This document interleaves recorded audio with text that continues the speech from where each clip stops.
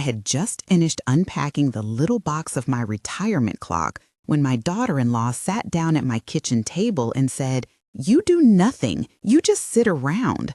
And I felt something cold click inside me. I decided then that I would turn the tables, and that decision changed everything. My name is Margaret Ellis. I taught school for 32 years. I can read a pattern and a lie in the way a child avoids your eyes. And I had spent the last 10 years keeping a house that for me meant safety and order. Claire, the woman who married my Michael and who smiled in church and barked at me at family dinners, began treating me like a convenience, a free babysitter, and a punching bag. She spoke with charm to others and with contempt to me. And those two faces hid a longer pattern of manipulation and financial sleight of hand that I would uncover. If you think my age made me soft or invisible, stay with me. You will see recordings, bank statements, sealed envelopes, meetings with social workers, and a courtroom-ready pile of evidence that forced a reckoning. If you want to know how an older woman who was told to calm down and let things be became the architect of truth, listen to this story all the way through. The proof will make you uncomfortable, the children will make you cry, and the resolution will ask you to decide what justice looks like in a family that nearly fell apart. I remember the call that started it all. Claire said, "I'm leaving for a week. Can you take Aiden and Sophie?" I said yes before I thought. I hung up and smiled to make it seem easy, but inside my hands shook like autumn leaves. I called Carol, my neighbor for 20 years, and she said, "Are you sure?" She sounded worried. I said, "Of course," and that was the first lie I told myself. I called Michael at the office and left a voicemail. "I'm watching the kids." He texted back with a heart and a "please thank you," which looked like relief on his tiny screen. Later that night, Claire's suitcase sat by the door, perfumed with a citrus shampoo I later recognized from receipts, and the house felt too small and too loud with all the unspoken rules she had brought in. I decided to watch and to listen, not out of spite, but because I could not shake the feeling that something had been quietly taken over the years, small concessions that created a private empire she controlled. I would later repeat to myself that I intended to teach her a lesson, but what I actually taught myself was how to gather truth. The first plan was simple and gentle. I asked Carol to stay over the first night and to eat the stew I made, and she came with a pie and a face that said she believed. I called Lauren, my sister-in-law, and asked if she could pick up groceries and pretend to drop off a jacket.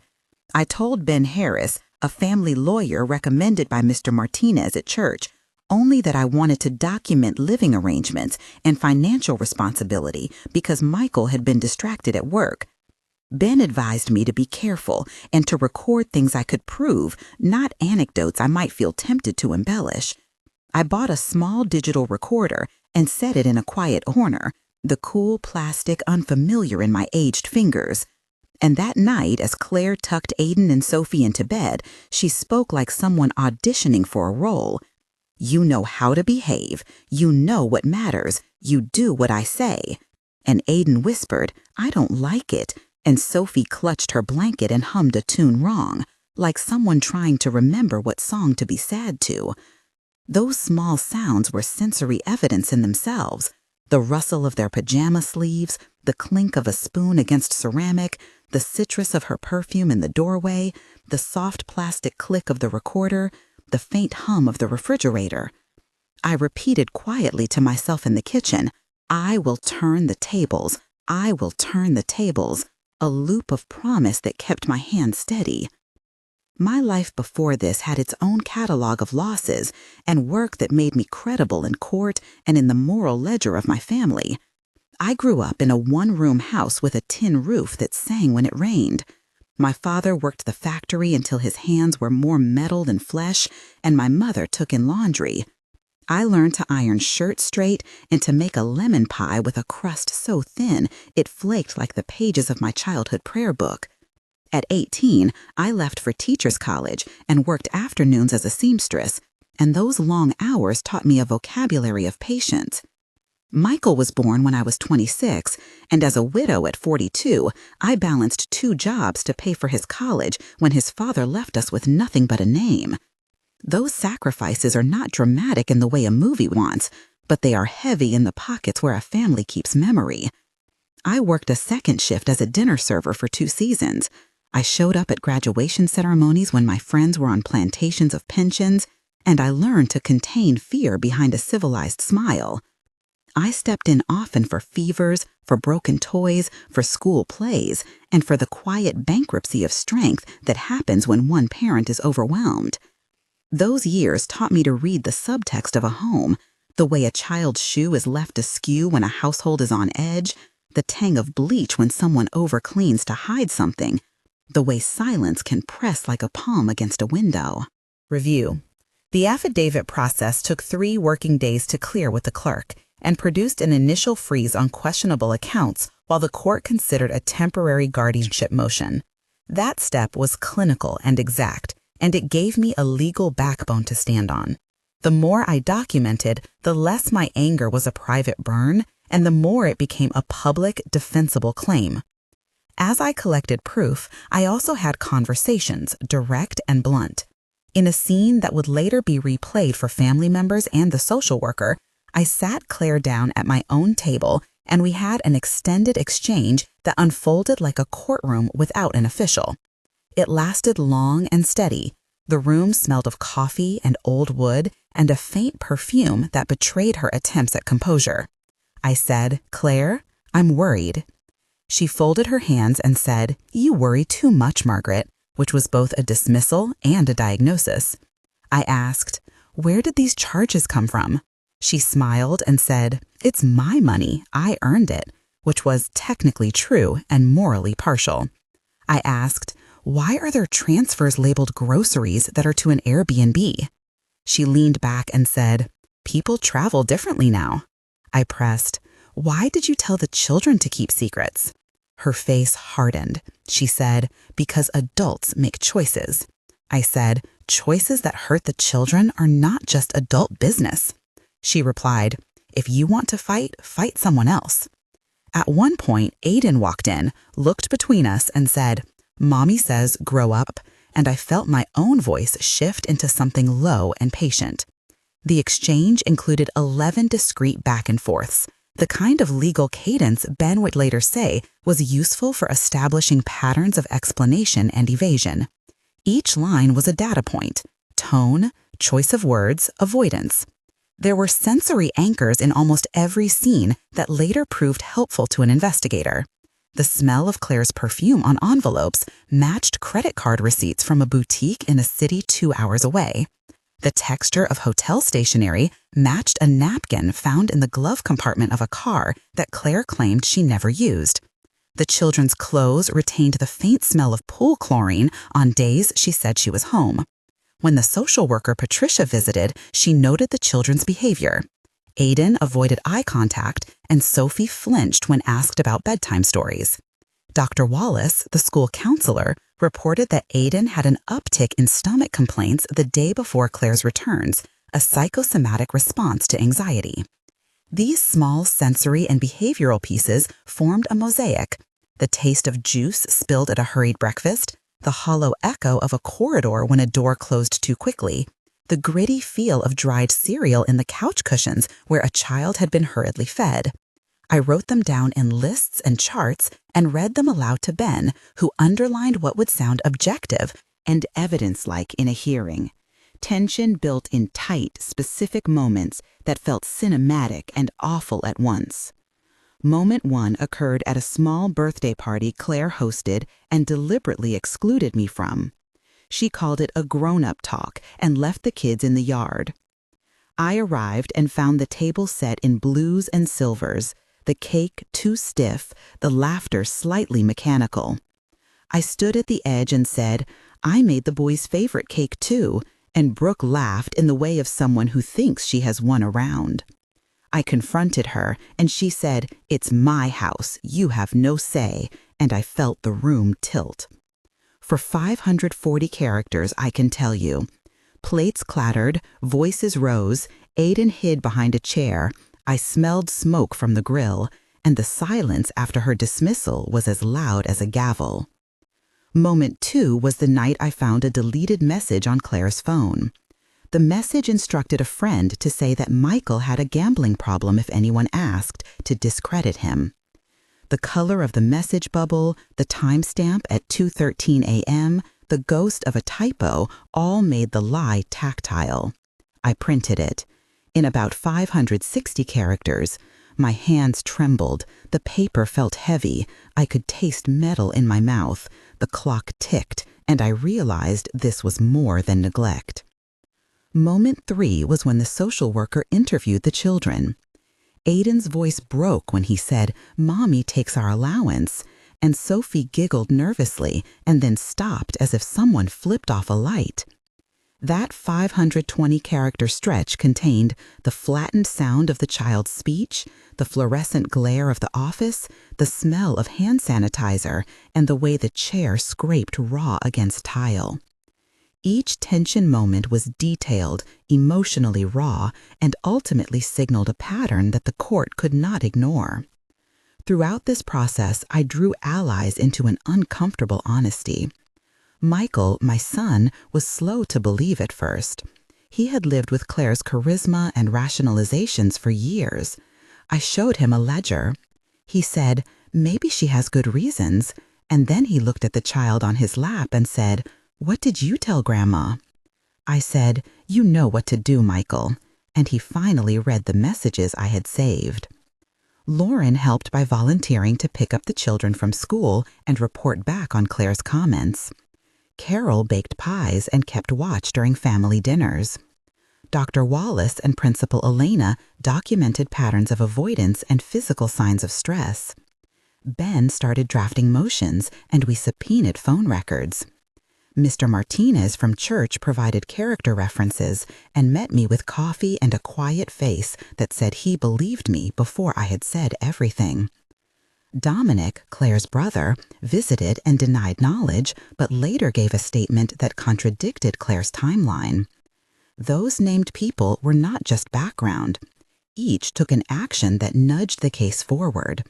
Lauren called when Aiden came to school with an empty lunchbox. Carol testified to seeing large luggage in Claire's trunk. Elena wrote an email noting increased absences. The procedural steps were precise and sometimes painfully slow.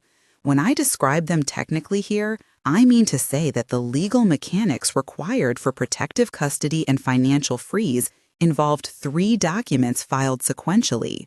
First, Ben filed an emergency petition for temporary custody, citing risk to the children and financial exploitation. Second, we requested an immediate account freeze on suspicious expenditures through the clerk with a supporting affidavit of pattern-based anomalies. Third, we asked the court for a preliminary injunction preventing Claire from removing funds or relocating the children pending hearing. Each document had to include identification numbers, notarized signatures, and certified bank printouts. The clerk assigned a hearing within 7 business days, and the judge issued a temporary order pending full evidentiary review. This procedural description is about 275 characters long and captures how specific, unemotional paperwork can perform the heavy lifting of moral urgency. The confrontation itself was long and messy and included a public reading of evidence that Claire had hoped would never be seen by the light. We arranged to meet at a community room near the courthouse with Ben, Patricia from CPS, Dr. Wallace, and a court-appointed mediator. The room smelled of old coffee and new paint. I had a folder with printouts and a small digital speaker to play the recordings. Claire arrived with a stiff smile, perfume, and an armful of shopping bags, and she seated herself across from me. The exchange was many lines long, a measured escalation. I said, "I have questions about the money." She said, "You have no right." I said, "The children deserve answers." She said, "They are my children and I decide." I said, "You asked me to keep secrets." She said, "You should mind your place." I said, "Your place is not above the law." She said, "You will regret this." I said, "I would regret not doing it."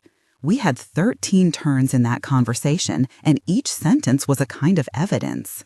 I played the audio where Claire instructed Aiden to say their family was private and to tell people Grandma meddled, and Ben asked for copies of the bank transfers. Claire stood, voice high, and ran her hands through her hair and said, "This is harassment." And Patricia said, "We have a duty to the children." And the mediator advised calm. At one point, Aiden looked up and said in a tiny voice, "Mommy, why are you mad at Grandma?" The room went still, as if someone had set a bowl on ice. After that confrontation, Claire left, and for a few days everything felt fragile as glass. The system moved with a bureaucratic slowness that can feel like indifference when a child's nights are at stake. Patricia arranged for a safe visitation schedule and temporary supervised exchanges. Dr. Wallace and a pediatric therapist named Rosa began twice-weekly sessions with the children to talk through feelings, to rebuild language for boundaries and safety. The therapy room smelled of crayons and warmed wood, and the therapist used a small drum to help children name feelings, thump for angry, whisper for sad. Aiden used the drum once and tapped it lightly, eyes fixed on the floor. Sophie drew a house with windows and a family, and she colored Grandma's face with purple hair because she liked the color. The emotional ruptures were mended slowly, a new routine that included morning stretches, set bedtimes, and a chore chart that the children could manage. We instituted responsibilities for both kids, and Michael took a leave from his job to be present. That was not easy for him financially, and I saw how his jaw clenched at the thought of bills. We found community resources, and Ben helped negotiate a payment plan to cover his immediate obligations. The legal reckoning advanced. The bank records showed a series of transfers over 2 years, small amounts siphoned from Michael's account into Claire's private card and then into third-party profiles. There were Airbnb charges, boutique shopping labeled as cleaning supplies, and travel expenses listed as professional development. Ben compiled 34 pages of transactions with annotations, matching timestamps to the messages Claire had sent to friends and to her check-in photos posted online. When we presented this to the judge, the tone was formal, the smell of the courtroom a mix of old leather and polished wood, and Claire's lawyer objected to relevance. Ben stood and said, "The pattern shows intent to conceal and to manipulate family resources for personal gain," and he pointed to a ledger. The judge asked questions about the children's welfare and ordered a forensic audit of accounts. The audit process itself was technical, and this description is about 300 characters. Forensic accountants cross-referenced bank feeds with merchant IDs, recovered deleted transaction notes, and flagged transfers lacking legitimate business purposes. The result was a temporary injunction preventing any transfers without court approval and a mandate for supervised financial oversight. As things escalated, public opinion in our small town divided. Some neighbors whispered about overreach. Others, like Mr. Martinez and a woman from the PTA named Patricia Lopez, publicly supported my actions. There was a small online group that rallied behind Claire, claiming I was an overbearing mother-in-law. That hurt at first, but then I remembered what matters. The children mattered. I thought of the nights Michael had been distracted at work and the birthdays he had missed, the tiny losses that accumulate into crisis. I convened a family meeting with Ben present as a calm voice and asked for Michael to be honest. He wept in front of the room, the way men sometimes do when their armor is cracked, and he said, "I did not see it, and I forgive myself later." And his admission lent weight to everything, the human cost of willful blindness. The climax was a hearing that lasted most of a day. Claire arrived with a new outfit and a lawyer with a confident stride. The courtroom was full. Neighbors, Patricia from CPS, Dr. Wallace, Mr. Martinez, Lauren, Carol, and an array of professionals. I sat with my hands folded and a folder that felt like armor. Ben presented the evidence, bank records, messages, audio, witness testimony.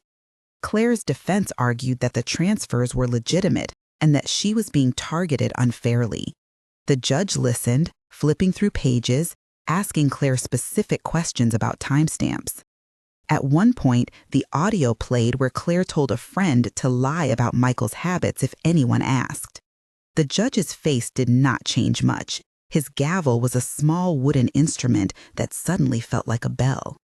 After deliberation, he issued a ruling for temporary custody to be adjusted with supervised visitation for Claire and a financial oversight committee that included Ben's office and a court-appointed fiduciary. For the children, the judge emphasized stability, therapy continuation, a structured schedule, and educational support. It was not total victory, but it was safety. Claire left with a face that said she had lost more than money. She had lost the freedom to act without accountability. Recovery was incremental and involved small rituals that reconstituted trust. We instituted morning talks where each child named one thing they were grateful for, and we made a chore chart that rewarded consistent participation. Michael returned to managing bills with clear oversight. He met with a financial counselor and reorganized accounts into joint holdings with alarms on large transfers. We started therapy sessions that taught the children language for boundaries and helped them separate love from control. I started a Sunday lunch where anyone in the family who had a question could ask it openly, which is a practice that felt like an old stitch mending a frayed hem. Claire complied with the court orders, attended some therapy sessions, and in private she said to me, "I'm sorry," and I said, "Sorry is a start." We did not reconcile in a way that erased harm. We created structures to prevent repeats. In the months that followed, I kept a journal of smells and sounds, of small meals and bigger conversations, because my memory had to be reliable beyond the accusing tone of the moment. The epilogue is threefold and concrete. 1 month after the ruling, things were fragile but stable. The children had a schedule: school, therapy, bedtime, and a visual chart in the kitchen that Sophie colored with stickers. Michael had taken unpaid leave for 2 weeks to be present. He had enrolled in a finance seminar offered by a community nonprofit and made an appointment with a credit counselor to set up automated payments and alerts. I started teaching a Saturday art circle at the community center to help kids process emotions through drawing. Attendance that month included children from the neighborhood, and the smell in the room was chalk and oil pastel, a kind of safe dust. The immediate metrics: Aiden's nighttime wakings decreased by 3 per week, Sophie's appetite normalized, and Michael reported feeling less guilt because he had tools. 3 months in, the changes deepened. The forensic audit concluded with a report that recommended restitution for certain transfers and a supervised repayment plan. Claire's access to joint accounts remained restricted, and a fiduciary oversaw major decisions. The children showed improvement in school attention spans. Dr. Wallace reported better concentration and fewer complaints of stomach aches. I had started a small savings fund for the children that was formally registered and attached to their guardian account, a modest safety net that felt symbolic and pragmatic. We had weekly family therapy with Rosa, who taught us communication exercises. One person speaks for 5 uninterrupted minutes, others listen and then reflect. That practice reduced fights and created space for Michael to explain his work stress without defensive postures. 6 months after the hearing, the most tangible things had taken root. The temporary custody became formalized in a way that prioritized the children's best interest, with a plan for Claire to earn expanded visitation by demonstrating consistent therapy attendance and financial accountability. Michael returned to part-time work and enrolled in parenting classes. The art circle I started gained sponsorship from a local small business and became a bi-weekly program giving creative outlets to several children in town. Aiden joined a soccer team and Sophie started piano lessons. The townspeople began to see them as children with hobbies rather than characters in a scandal. The recovery metrics at 6 months were concrete: stable custody arrangement approved by the court, an active restitution plan with documented repayments, and psychological evaluations showing reduced anxiety symptoms in both children. The epilogue shows that justice was not only punitive but reconstructive. There were moments of moral complexity I have not glossed over. Claire was human and had reasons, some of them selfish and some perhaps rooted in her own scarcity. And I did not want to make her a cartoon villain. When she apologized one afternoon in the church parking lot, her voice frayed, and she said, "I was afraid, and I thought of my younger self, poor and scrambling, and I had compassion. Yet compassion did not mean absence of consequence. The law insisted on boundaries, and so did love. We learned to say no, to insist on transparency, and to build systems that protected children from private economies of secrecy. I wrote down these lessons: monitor accounts, set clear custody terms, insist on therapy, document everything, and when in doubt, contact professionals. Those lists look cold on paper, but they are life-saving in practice. If you were in my place, what would you do? If you are watching this and you think you might be in a similar situation, my practical advice is document with timestamps, save messages, consult a family lawyer, engage CPS if safety is at risk, and secure a temporary financial freeze if exploitation is suspected.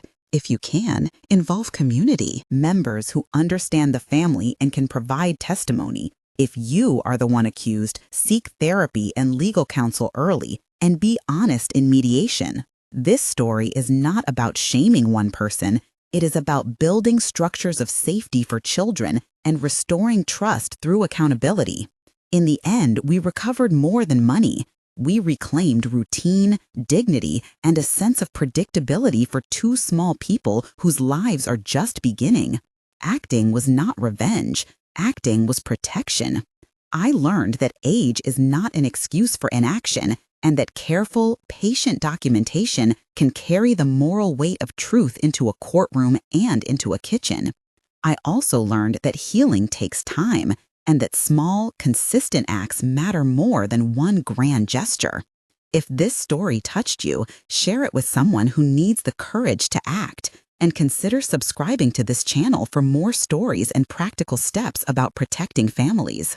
Thank you for listening to how an older woman who was told she did nothing turned the tables and helped rebuild a life.